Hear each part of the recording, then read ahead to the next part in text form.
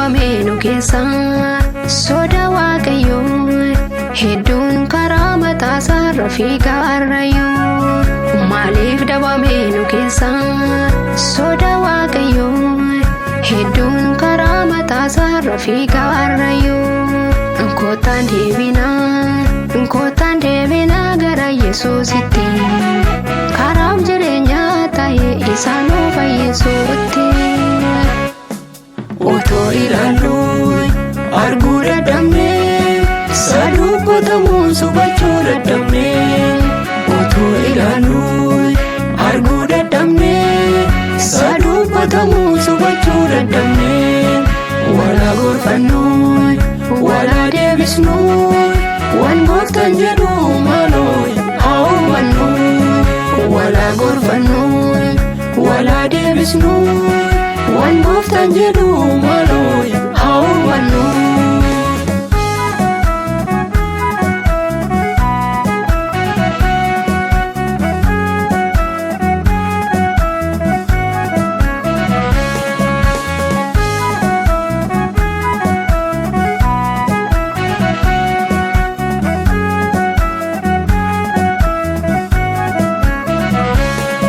Har'asoo garaan jabaannee hoolota koo eessa jirtu iddoodha seenna been jedha waaqayyoo mee haa deebinuu maaloo otoo yeroon jiru harka bal'isee nu waamaa jira waaqayyoo dhiifama baatee kottaa gara koo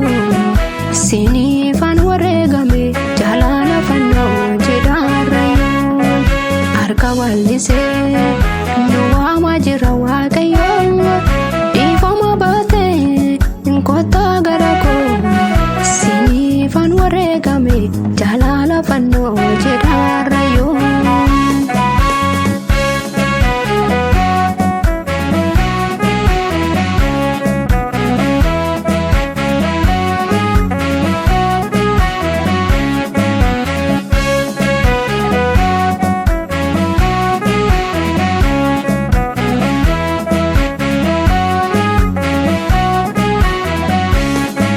Dhaloonni har'aa maaliif dagatee fayyisaa lubbuusaa hedduun jecha labootee qooma daa'ee wal cabsaa. Dhaloonni har'aa maaliif dagatee fayyisaa lubbuusaa hedduun jecha labootee qooma daa'ee wal cabsaa. Kan dhugaaf dhaabatu hin jiru fakkeenyummaa firiiruu kottaa deebinuu otoo yeroon jiru maali yoo dhiisnee obboleetti gurguru arrasoo nu jidduu jira akka Yihuudaa kan saba gooftaa gurguru maaliif dhabame nu keessa soda waaqayyoo hedduun karaa mataasaarra fiigaa arrayyuu maaliif dhabame nu keessa soda waaqayyoo hedduun karaa mataasaarra fiigaa arrayyuu nkootaan deebinaa gara Yesuusitti karaaf jireenyaa ta'e isaan nu fayyisuutti otoo ilaaluu arguu dadhabnee saduubbatamuun subachuu dadhabnee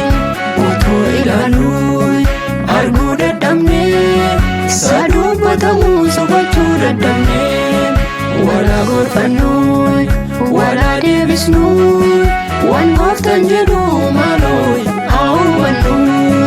walaa gorfannuu walaa deebisnuu waan gooftaan jedhu maaloo haa hubannu.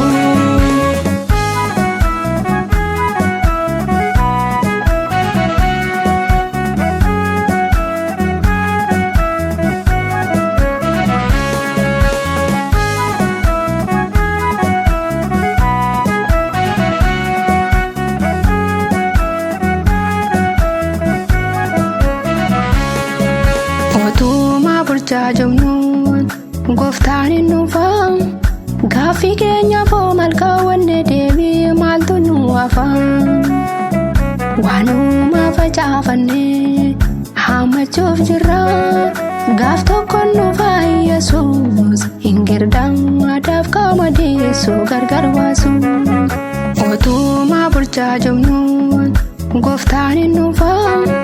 gaaffii keenyaaf malkaawwanne deebii maaltu nu hafa waanuma facaafannee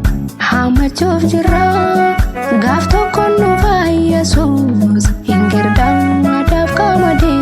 gargar baasu dhaabaddu dhugaa maaloo